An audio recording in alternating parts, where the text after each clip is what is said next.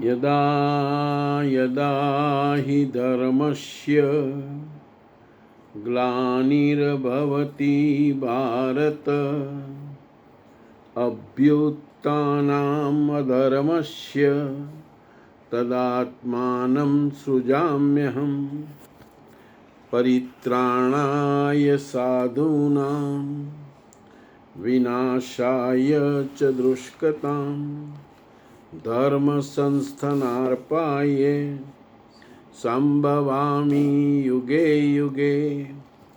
वसुदेव वसुतं देवं कंसचाणूरमर्दनं देवकी परमानन्दं कृष्णं वन्दे जगद्गुरुं।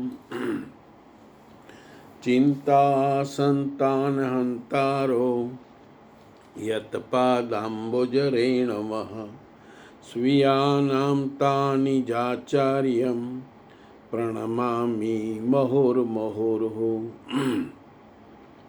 यदनुग्रहतो जन्तुः सर्वदुःखातिगो भवेत् तमहं सर्वदा वन्दे श्रीमद्वल्लभनन्दनम्। अज्ञानतिमिरान्धस्य ज्ञानाञ्जनशलाकया चक्षुरुन्मीलितं येन तस्मै श्रीगुरुवे नमः। नमामि हृदये शेषे लीलाक्षीराब्धिशाय नमः। लक्ष्मीसहस्रलीलाभिः सेव्यमानं कलानिधिं चतुर्भिश्च चतुर्भिश्च चतुर्भिश्च त्रिभिष्टता षड्भिः विराजते योऽसौ पंचधारदये मम। અધ્યાય ત્રીજો, શ્લોક 14 અને 15 બંને સાથે છે. અન્નાદ ભવંતિ ભૂતાની પર્જન્યા દંડ સંભવઃ યજ્ઞા દ્રવતિ પર્જન્યો યજ્ઞઃ કર્મ સમુદ્ભવઃ.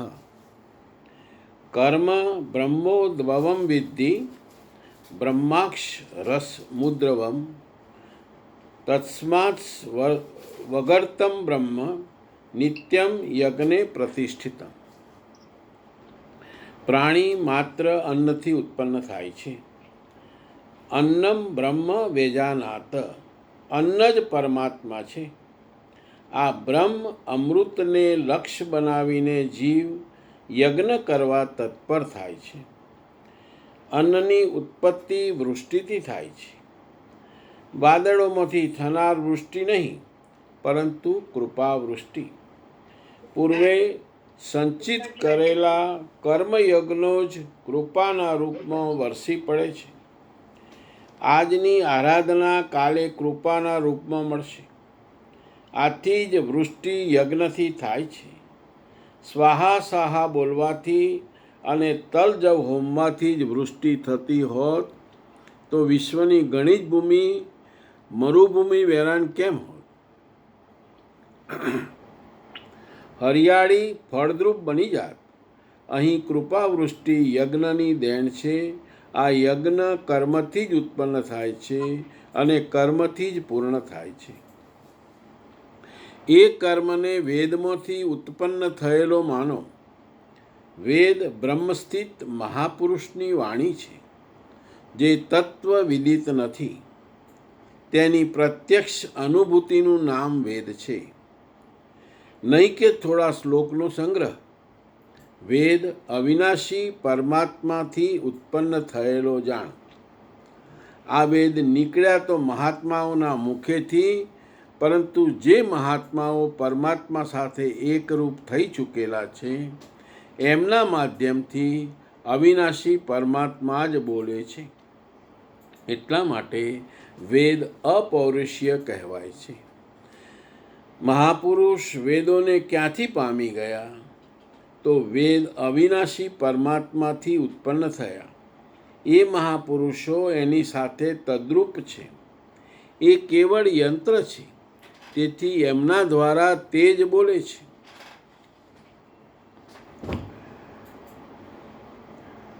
કારણ કે યજ્ઞ દ્વારા જ મનના નિરોધ કાળમાં એ જાણી શકાય છે. આથી સર્વવ્યાપી પરમ અક્ષર પરમાત્મા સર્વદા યજ્ઞમાં જ પ્રતિષ્ઠિત છે. યજ્ઞ એને પામવાનો એકમાત્ર ઉપાય છે. આના ઉપર જ ભાર મૂકે છે. આને જરા વધારે સારી રીતે આપણે સમજી લઈએ.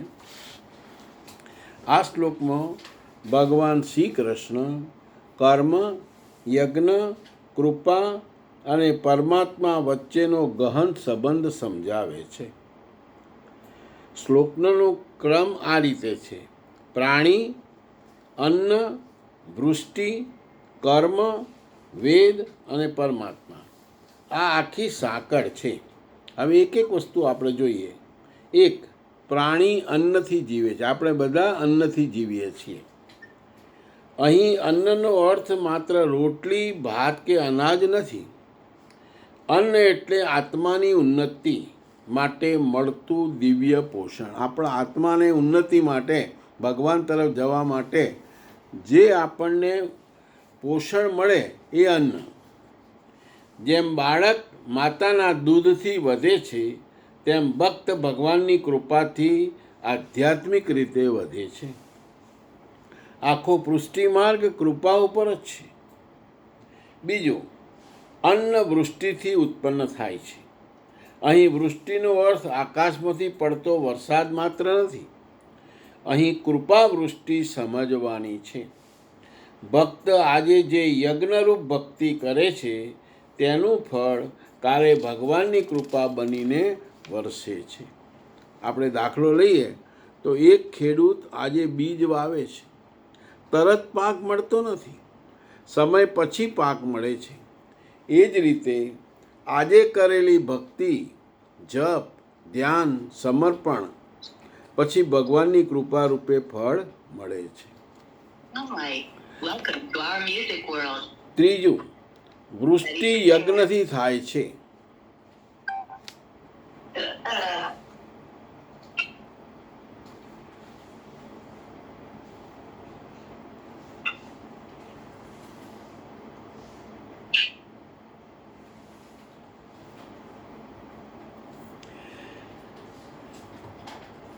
યજ્ઞનો અર્થ માત્ર અગ્નિમાં ઘી, તલ કે જવ હોમવાનો નથી. યજ્ઞનો અર્થ માત્ર અગ્નિમાં ઘી, તલ કે જવ હોમવાનો નથી. યજ્ઞ એટલે મન, ઇન્દ્રિયો અને અહંકારને ભગવાનમાં સમર્પિત કરવાની આંતરિક સાધના. આંતરિક એટલે આપણા અંદરની. કેમ કે મન, ઇન્દ્રિયો અને અહંકાર આ બધું આપણી અંદર જ છે. એટલે એને ભગવાન તરફ, ભગવાનને સમર્પિત કરવાની એક સાધના છે, એક ભક્તિ છે. જો માત્ર અગ્નિહોત્રથી વરસાદ પડતો હોત તો જ્યાં યજ્ઞ થાય છે ત્યાં ક્યારેય દુકાળ ન પડતો. અહીં યજ્ઞનો અર્થ છે ઈશ્વર પ્રાપ્તિ માટે કરેલી ભક્તિ. આ બહુ જ ઇમ્પોર્ટન્ટ વસ્તુ આપણને કહી કે ઈશ્વર પ્રાપ્તિ માટે તમે જે ભક્તિ કરો છો એને યજ્ઞ કહ્યું છે. આપણે યજ્ઞને કંઈક જુદું સમજતા હોઈએ છીએ. બીજું, મનનો સંયમ. યજ્ઞ એટલે મનનો સંયમ. ત્રીજું, ઇન્દ્રિયોનું નિયંત્રણ. અને ચોથું, ગુરુના માર્ગદર્શન મુજબનું કર્મ. આ યજ્ઞથી કૃપા વૃષ્ટિ થાય છે. એટલે જો આપણે આ યજ્ઞ કરીએ તો યજ્ઞમાં અહીંયા જે યજ્ઞનો અર્થ છે જવ ને તલ ને ઘી હોમવાની વાત નથી, પણ ઈશ્વર માટે કરેલી ભક્તિ. આપણે ભગવાન માટે જે સેવા કરતા એ ભક્તિ. આપણો મનનો સંયમ, મન આપણું સંયમવાળું હોવું જોઈએ. ઇન્દ્રિયોનું નિયંત્રણ. આપણી જે ઇન્દ્રિયો છે એ ઇન્દ્રિયો આપણા કંટ્રોલમાં હોવી જોઈએ. અને આપણે જે ગુરુના માર્ગદર્શન હેઠળ કામ કરતા હોઈએ, આ 4 વસ્તુઓ જો આપણે બરાબર કરીએ તો ભગવાનની કૃપા વૃષ્ટિ આપણા ઉપર ઉતરે. ચોથું, યજ્ઞ કર્મથી ઉત્પન્ન થાય છે. યજ્ઞ કોઈ કલ્પના નથી. તે માટે નિયમિત કર્મ કરવું પડે, જપ કરવો પડે, ધ્યાન કરવું પડે, સેવા કરવી પડે, સત્સંગ કરવો પડે, મનને પાછું ખેંચવું. આ બધું કર્મ છે. આ કર્મોથી યજ્ઞ આગળ વધે છે અને પૂર્ણ થાય છે. આપણે યજ્ઞ એટલે શું એ સમજાવી દીધું, અને કેવી રીતે આગળ જવું યજ્ઞમાં એ પણ સમજાવ્યું. પાંચમું, કર્મ વેદમાંથી ઉત્પન્ન થાય છે. અહીં વેદનો અર્થ માત્ર 4 વેદોના ગ્રંથ નથી. આપણે જે યજુર્વેદ બધા જે કહીએ એ વેદના ગ્રંથની વાત નથી. વેદ એટલે પરમ સત્યનો પ્રત્યક્ષ અનુભવ. સત્યનો અનુભવ એટલે ભગવાનનો અનુભવ. સત્ય જ ભગવાન છે. તો વેદ એટલે પરમ સત્યનો પ્રત્યક્ષ અનુભવ. જે મહાપુરુષોએ પરમાત્માનો સાક્ષાત્કાર કર્યો છે એમની વાણી વેદ છે. જેમ આપણા મહાપ્રભુજી, તો એમની વાણી વેદ જેવી છે, વેદ છે. એમણે જે જોયું, અનુભવ્યું અને કહ્યું તે વેદ છે. એમને આપણને જે માર્ગ આપ્યો એ જ વેદ છે. છઠ્ઠું, વેદ પરમાત્મામાંથી ઉત્પન્ન થાય છે. આ શ્લોકના જે શબ્દો છે એક એક કરીને આપણે એને ક્લિયર કરીએ. વેદ પરમાત્મામાંથી ઉત્પન્ન થાય છે. જેમ રેડિયો ગીત બનાવતો નથી, માત્ર પ્રસારિત કરે છે, એ જ રીતે બ્રહ્મનિષ્ઠ મહાપુરુષ પોતે બોલતા નથી, એમના દ્વારા પરમાત્મા બોલે છે. મહાપ્રભુજી તમને જે શિક્ષણ આપે, તમને જે સલાહ આપે, જે આપે એ એકચ્યુઅલી એ આપતા નથી, એમના દ્વારા ભગવાન જ તમને સલાહ આપે છે. તેથી વેદને અપૌરુષીય કહેવામાં આવે છે.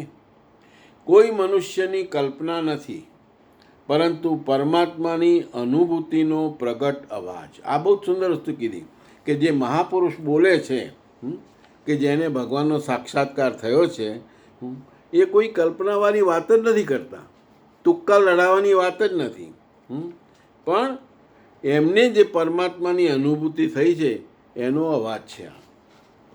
સાતમું, પરમાત્મા યજ્ઞમાં પ્રતિષ્ઠિત છે. અંતે ભગવાન કહે છે કે સર્વવ્યાપક પરમાત્મા યજ્ઞમાં જ પ્રતિષ્ઠિત છે. અર્થાત યજ્ઞરૂપ ભક્તિ કર્યા વિના પરમાત્માનો અનુભવ થતો નથી. એટલે આપણે ભક્તિ તો કરવાની, પણ કેવી કરવાની? યજ્ઞરૂપ કરવાની. આ આખા બંને શ્લોકનો સાર જોઈએ તો ભક્ત ભક્તિ કરે એને યજ્ઞ કહેવાય. યજ્ઞ શું આપણે જોઈ લીધું. બીજું, યજ્ઞથી કૃપા મળે. કૃપા મળે તો આધ્યાત્મિક પોષણ આપણું થાય, એટલે કે આપણે ભગવાન તરફ આગળ વધીએ. અન્નથી ભક્તિની વૃદ્ધિ થાય. ભક્ત આગળ વધીને પરમાત્માને પામે.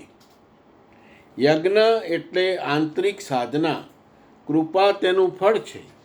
મહાપુરુષની વાણી વેદ છે, અને યજ્ઞ જ પરમાત્માને પામવાનો એકમાત્ર માર્ગ છે. એટલે ભગવાનને પામવા માટેનો એક જ માર્ગ એ છે કે જે યજ્ઞ છે. હવે શ્લોક 16. એવં પ્રવર્તિતમ ચક્રમ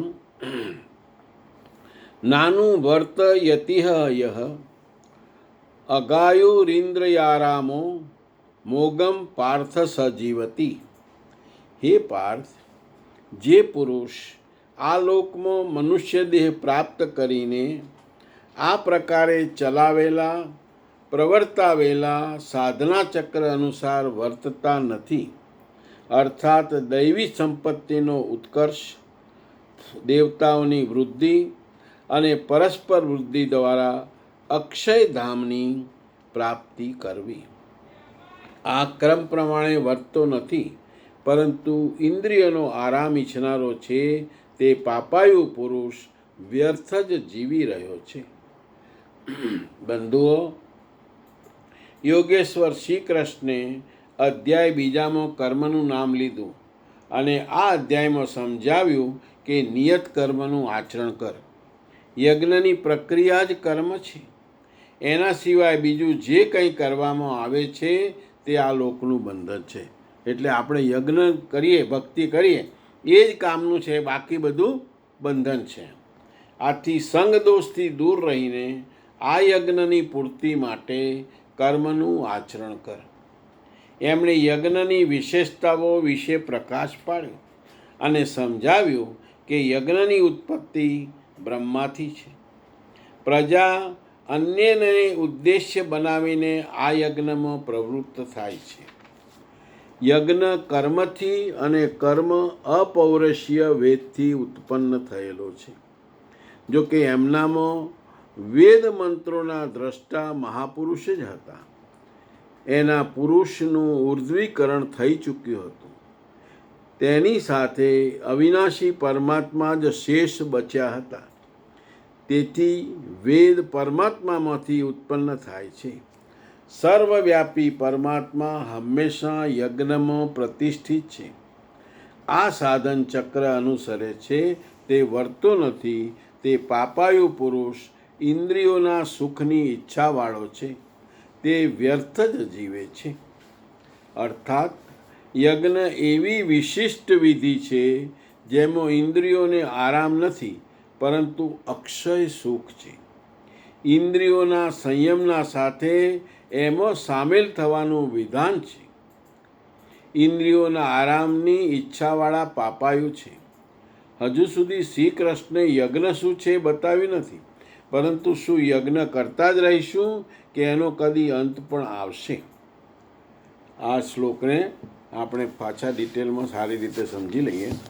આમાં સ્વામીજીની જરાક ભાષા થોડીક હાર્ડ છે, એટલે થોડી તકલીફ પડે છે, એટલે આપણે એને સરળ ભાષામાં કન્વર્ટ કરીશું. આ શ્લોક સુધી શ્રી કૃષ્ણ યજ્ઞનું મહત્ત્વ, યજ્ઞનું ચક્ર અને યજ્ઞ ન કરનારની સ્થિતિ સમજાવે છે, પરંતુ હજુ યજ્ઞનું પૂર્ણ સ્વરૂપ સ્પષ્ટ કર્યું નથી. આગળના શ્લોકમાં તે ખુલશે. આપણે એક દાખલો લઈએ. એક ખેડૂત બીજ વાવે, પાણી આપે, નીંદણ કાઢે અને ધીરજ રાખે તો પાક તૈયાર થાય છે. જો તે કહે કે મારે ફક્ત ફળ જોઈએ, મહેનત નથી કરવી, તો તેને કશું મળવાનું નથી. એ જ રીતે આત્મકલ્યાણનો પાક મેળવવા માટે યજ્ઞરૂપ સાધના એટલે કે યજ્ઞરૂપ ભક્તિ જરૂરી છે. આ બહુ જ અગત્યની વસ્તુ કે આપણે જો ભગવાન મેળવવા હોય, આત્મકલ્યાણનો પાક એટલે ભગવાન મેળવવા, આપણે જો ભગવાન મેળવવા હોય, પરમાત્મા સુધી પહોંચવું હોય, તો યજ્ઞરૂપ ભક્તિ જરૂરી છે. આળસ ચાલે જ નહીં. ભગવાન કહે છે કે દૈવી સંપત્તિ એટલે શું? શ્રદ્ધા, સંયમ, ભક્તિ, વિનમ્રતા, આ બધી વસ્તુઓ વધારવી. એટલે આપણામાં દૈવી સંપત્તિ આપણે વધારવાની છે. દૈવી સંપત્તિનો અર્થ ક્લિયર કર્યો કે શ્રદ્ધા, ભગવાન ઉપરની આપણી શ્રદ્ધા અટલ જોઈએ. સંયમ જોઈએ, આપણા મન ઉપર આપણો સંયમ જોઈએ. આપણે ભક્તિ કરવાની છે અને આપણામાં વિનમ્રતા જોઈએ. તે દૈવી ગુણોના આધારથી ભક્તિ કરવી. આપણે જે કંઈ ભક્તિ કરીએ ને એમાં આ બધા ગુણો તો જોઈએ જ. શ્રદ્ધા જોઈએ, સંયમ જોઈએ, વિનમ્રતા જોઈએ. ભક્તિથી અંતઃકરણ શુદ્ધ કરો. અને તમે જેટલી ભક્તિ આ રીતે કરશો તો તમારું અંતઃકરણ એકદમ શુદ્ધ થશે. અને અંતે પરમાત્માની પ્રાપ્તિ કરવી. અને જેટલું તમારું અંતઃકરણ શુદ્ધ થશે એટલા તમે ભગવાનની વધુ નજીક જશો, ભગવાનની પ્રાપ્તિ કરશો. આ આખું જ સાધન ચક્ર છે. આ જે છે એને સાધન ચક્ર કહ્યું છે. જેમ સેવા એ સાધન છે, આપણે જે સેવા કરીએ એ બી સાધન છે, ભગવાન મેળવવાની સાધના છે. જેમ સેવા એ સાધન છે, જે માણસ આ માર્ગે ચાલતો નથી અને માત્ર ઇન્દ્રિયોના, ભગવાન બહુ સ્પષ્ટ કરે છે કે તમે ભગવાનના માર્ગે ના જાઓ. તમારે જીવન મરણના ચક્કરમાંથી બહાર નીકળવાનું છે. મનુષ્ય જન્મનું એક જ ધ્યેય છે, રૂપિયા કમાવાનું, ખાઈ પીને લહેર કરવું એ છે જ નહીં.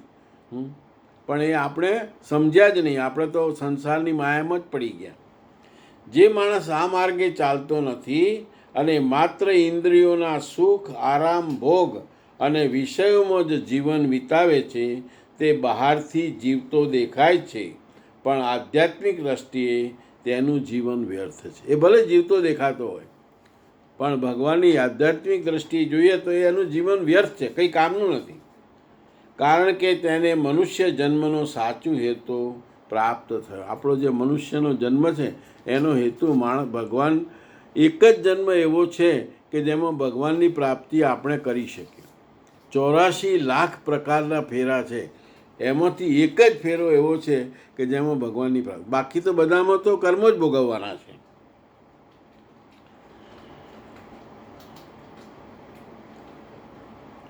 હવે પ્રશ્ન એ થાય કે યજ્ઞ કરતા જ રહેવું કે તેનો અંત પણ આવે? આવો પ્રશ્ન પૂછ્યો. ગીતા અનુસાર યજ્ઞનો અંત આવે છે. જો એ ખાલી યજ્ઞ, ખાલી ભક્તિ જ કરી રાખવાની, ભગવાન મળવાના ના આવે તો કોઈ અર્થ નથી. એમ ગીતા અનુસાર યજ્ઞનો અંત આવે છે. યજ્ઞ સાધન છે, સાધ્ય નથી. યજ્ઞ જે કરીએ છીએ એ તો સાધન છે, ભગવાન મેળવવાનું એક સાધન છે. એ ભગવાન એનાથી તમને રસ્તો બતાવે. જેમ નદી સમુદ્ર સુધી પહોંચવા માટે છે, સમુદ્રમાં મળી ગયા પછી નદીનું અલગ અસ્તિત્વ નથી. એક વખત આપણે ભગવાનમાં મળી જઈએ, ભગવાનની જોડે એકરૂપ થઈ જઈએ, પછી આપણું અસ્તિત્વ રહેતું જ નથી, પછી આપણે છીએ જ નહીં. તેમ યજ્ઞ પરમાત્મા પ્રાપ્તિ સુધી માટે છે, પરમાત્માની પ્રાપ્તિ સુધી માટે. જેમ યજ્ઞ છે ને ભગવાન મેળવવા સુધીનો રસ્તો છે. જ્યારે ભક્ત પરમાત્માનો સાક્ષાત્કાર કરી લે ત્યારે યજ્ઞ પૂર્ણ થઈ જાય. તમને એક વખત ભગવાન મળી જાય પછી તમે સેવા કરો કે ના કરો કંઈ ફરક નથી પડતો. કેમ કે તમારો તો સાક્ષાત્કાર થઈ ગયો, તમે ભગવાનમાં લીન બની ગયા. તમારી દરેક ક્ષણ ભગવાનમાં જ ઓતપ્રોત છે. પછી તમે હાથથી કાર્ય કરો કે ના કરો. એક સરળ દાખલો લઈએ. સીડી છત ઉપર પહોંચવા માટે છે. આપણે ઉપર ચડવું હોય તો સીડી જોઈએ. છત ઉપર પહોંચી ગયા પછી સીડી માથે લઈને ફરવું પડતું નથી. તમે છત પર પહોંચી જાઓ પછી સીડી થોડા આપણા માથા પર લઈને ફરીએ છીએ કે હાથમાં લઈને ફરીએ છીએ. પરંતુ છત સુધી પહોંચવા માટે સીડી છોડવી પણ નહીં. પણ જો તમે છત સુધી પહોંચો નહીં તો સીડી પકડી રાખવી પડે, અને એ સીડીથી જ આપણે ઉપર ચડવાનું છે. એમ પૃષ્ટિ માર્ગમાં સેવાનો રસ્તો છે, તો એ સાધન છે. એ સેવા પકડી રાખવી પડે. ક્યાં સુધી? જ્યાં સુધી તમને પરમાત્મા મળે નહીં. પરમાત્મા મળ્યા પછી એની જરૂર જ નથી. એ જ રીતે ભક્ત માટે અનિવાર્ય છે, પરંતુ સિદ્ધ પુરુષ માટે તે પૂર્ણ થઈ જાય. જે ભક્ત છે અને જે શરૂઆત કરે છે એના માટે જરૂરિયાત છે. સાધના જરૂર છે, ભક્તિ જરૂર છે, સેવા જરૂર છે. પણ એક વખત તમે સિદ્ધ થઈ જાઓ, ભગવાન તમને પ્રાપ્ત થઈ જાય પછી એ કોઈ વસ્તુની તમારે જરૂર નથી, કેમ કે તમે પોતે પૂર્ણ થઈ ગયા છો. આ શ્લોકનો મુખ્ય સંદેશ એ છે કે મનુષ્ય જીવન માત્ર ખાવા પીવા, સુખ આરામ અને ઇન્દ્રિયો તૃપ્ત માટે નથી. આ જીવન યજ્ઞરૂપ ભક્તિ દ્વારા અક્ષયપદ એટલે કે પરમાત્માની પ્રાપ્તિ માટે મળ્યું છે. બહુ ચોખ્ખું ને સ્પેસિફિક કહે છે. જો આ સાધના ચક્રમાં જોડાય છે તો તે ઉન્નતિ કરે છે. અમને જે આપણને આગળ આખું ચક્ર બતાવ્યું, એ ચક્રમાં તમે જોડાઓ તો તમારી ચોક્કસ ઉન્નતિ થાય છે. અને જે ભોગોમાં ફસાય છે તે મનુષ્ય જન્મનું મૂલ્ય ગુમાવે. અને જે ભોગોમાં પડી ગયો એ તો મનુષ્ય જીવનનું એનું મૂલ્ય જ ગુમાવી દેશે. હવે શ્લોક 17. યત્સ્વાત્મ રતિરેવ સ્યાદાત્મ તૃપ્તસ્વ માનવ આત્મનેવ ચ સંતુષ્ટસ્તસ્ય કાર્ય ન વિદ્યતે. પરંતુ જે મનુષ્ય આત્મામાં જ રત, આત્મતૃપ્ત અને આત્મામાં જ સંતુષ્ટ છે. આત્માનો અર્થ આપણે પરમાત્મા કરી શકીએ. જે મનુષ્ય પરમાત્મામાં રત એટલે એને 24 કલાક એનું રટણ પરમાત્માનું હોય. આત્મતૃપ્ત એટલે પરમાત્મામાં તૃપ્ત અને આત્મામાં જ સંતુષ્ટ, ભગવાનમાં જ સંતુષ્ટ, એનાથી આગળ કશું જોઈતું જ નથી. તેને માટે કોઈ કર્તવ્ય શ્રેષ્ઠ રહેતું નથી. એને પછી વાત પતી ગઈ. ભગવાન સિવાયને કોઈ બીજું કામ નથી. આ જ લક્ષ્ય હતું. જ્યારે અવ્યક્ત સનાતન અવિનાશી આત્મતૃપ્ત પ્રાપ્ત થઈ ગયું તો પછી આગળ શું શોધે? અને એક વખત ભગવાન મળી ગયા તો હવે આગળ કશું છે જ નહીં. આગળ કશું શોધવાનું જ નથી આપણે. આવા પુરુષ માટે ન તો કર્મની આવશ્યકતા રહે છે ન તો આરાધનાની. જેને એક વખત ભગવાન મળી ગયા એને કોઈ કર્મ ના કરે તોય ચાલે અને કોઈ તપ ભક્તિ તપ બધું ના કરે તોય ચાલે. આત્મા અને પરમાત્મા એકબીજાના પર્યાય છે, આનું જ ફરીથી ચિત્રણ કરે છે. આ શ્લોકને હજુ વધારે ઊંડાણમાં જોઈએ આપણે. આ શ્લોક ખૂબ ઊંચી અવસ્થાનું વર્ણન કરે છે. અહીં શ્રી કૃષ્ણ સામાન્ય ભક્તની નહીં પરંતુ ભક્તિની પૂર્ણતા પ્રાપ્ત કરેલા મહાપુરુષની વાત કરે છે. જે લોકોએ ભગવાનનો સાક્ષાત્કાર કર્યો છે એની વાત છે. આત્મરતિ, આત્મતૃપ્ત અને આત્મસંતુષ્ટ, આ 3 શબ્દ આપણા શ્લોકમાં આવ્યા. આ 3 શબ્દોનો સરળ રીતે સમજીએ તો પહેલું આવ્યું આત્મરતિ, એટલે આત્મામાં જ રત. રતિ એટલે આનંદપૂર્વક લીન રહેવું. તમે આમ ભગવાનમાં જ મસ્ત રહો, આનંદપૂર્વક લીન રહો. લીન એટલે મસ્ત રહેવું ભગવાનમાં. સામાન્ય માણસનો આનંદ બહારની વસ્તુઓમાં હોય છે. આપણે બધાનો તો બહારની વસ્તુમાં આપણો આનંદ છે. ગાડી મળી, ફલાણું મળ્યું, આ મળ્યું, તે મળ્યું. સામાન્ય માણસનો આનંદ બહારની વસ્તુમાં જ છે. ધન, પરિવાર, પ્રતિષ્ઠા, સ્વાદ, સંગીત, પ્રવાસ વગેરેમાં. એટલે સામાન્ય જે માણસ છે એને કહેવાય ચલો ભાઈ દુબઈ ફરી આવીએ 2-4 દિવસ, અઠવાડિયું, મજા આવશે. એટલે મજા કરી આવે, પણ એનો જે આનંદ છે એ બહારની વસ્તુઓમાં છે. પરંતુ આત્મરતિ પુરુષનો આનંદ અંદર હોય છે. પણ જે પુરુષ આત્મામાં રત હોય છે એનો તો આનંદ અંદર છે. એને ક્યાંય જવાની જરૂર જ નથી. એને દુબઈએ જવાની જરૂર નથી, હિમાલયમાં જવાની જરૂર નથી. તેનું મન વારંવાર પરમાત્માના સ્મરણમાં, આત્મ સ્વરૂપમાં જ સ્થિર રહે છે. એનું મન છે ને ભગવાનમાં સ્થિર થઈ ગયું છે. અને ભગવાનમાં જેનું મન સ્થિર, એનો આનંદ તો એ જેને અનુભવ્યો હોય એને જ ખબર પડે. બીજો કોઈ એનું એ કરી જ ના શકે. એનો દાખલો લઈએ. નાનું બાળક રમકડામાં આનંદ શોધે છે, પરંતુ માતા બાળકમાં આનંદ શોધે છે. માતા હોય તો માતાને તો બાળકથી આનંદ થાય છે, મારું બાળક છે. બાળક બદલાય, રમકડા બદલાય, પણ માતાનો પ્રેમ એવો ને એવો જ રહે. તે જ રીતે ભક્ત શરૂઆતમાં બહાર આનંદ શોધે છે. કેમ આપણે જેમ ભક્તિ કરીએ તો સંગીત સાંભળીએ, ફલાણું કરીએ, ભજન કીર્તન કરીએ, આ બધામાં આપણને આનંદ આવે જ છે. એ પણ એવી આનંદ બહારનો જ છે. પરંતુ સિદ્ધ પુરુષ એટલે કે જેને ભગવાન પ્રાપ્ત કર્યા છે એ પોતાના આત્મ સ્વરૂપમાં જ, એટલે જે ભગવાન પ્રાપ્ત કરી લે છે એને કશાની જરૂર નથી. એને કોઈ ભજન ગાવાની જરૂર નથી, કંઈ કીર્તન કરવાની જરૂર નથી, કશાની જરૂર નથી.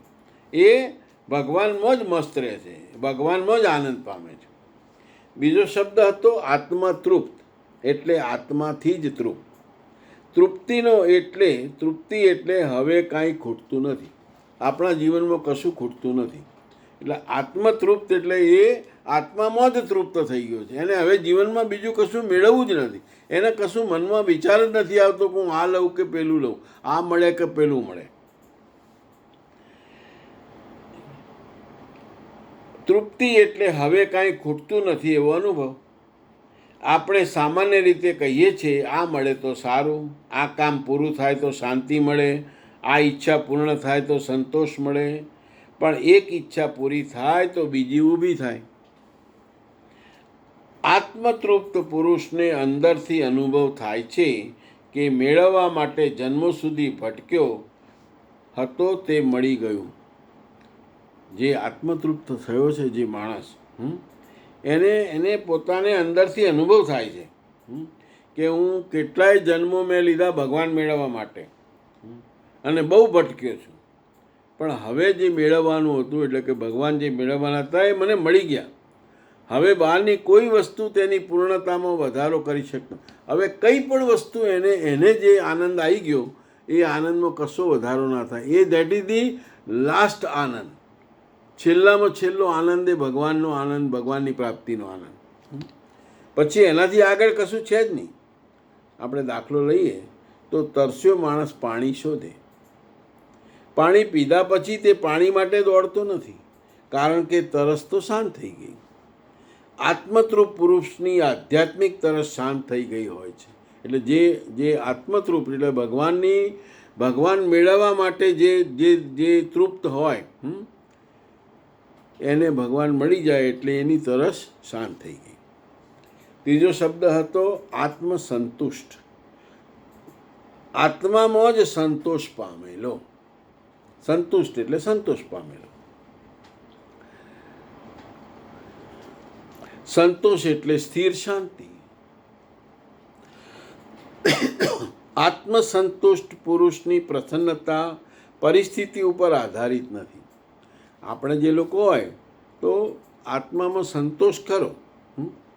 એટલે સંતોષનો અર્થ બહુ કે તમારી સ્થિતિ શાંત છે, સ્થિર છે, મન તમારું શાંત છે, સ્થિર છે. હવે એ ઘણી વખત બહારની વસ્તુનો આધારિત હોય. દાખલા તરીકે તમને ગાડી મળી જાય તો તમે આત્મસંતુષ્ટ હાસ મારા ગાડી મળી ગઈ. એટલે તમારું સંતુષ્ટતા શેના આધારિત હતી? બહારની વસ્તુ, ગાડીના આધારિત હતી. માન મળે કે અપમાન, લાભ થાય કે નુકસાન, પ્રશંસા થાય કે નિંદા, તેનું આંતરિક સંતુલન હતું. પણ જે આત્મસંતુષ્ટ હોય એટલે આત્મામાં જ જે સંતુષ્ટ હોય એને કંઈ પણ પરિસ્થિતિમાં એનું સંતુલન બગડતું નથી, એનું સંતુલન તૂટતું નથી. એનો દાખલો લઈએ. આકાશમાં વાદળ આવે કે જાય પરંતુ આકાશ બદલાતું નથી. તે જ રીતે આત્મસંતુષ્ટ પુરુષની અંદર શાંતિ બાહ્ય ઘટનાઓથી ડગતી નથી. ત્રણેયનો ટૂંકો ભેદ. આત્મરતિ એટલે આત્મામાં આનંદ, આત્મતૃપ્ત એટલે આત્માથી પૂર્ણતા અને આત્મસંતુષ્ટ એટલે આત્મામાં સ્થિર શાંતિ.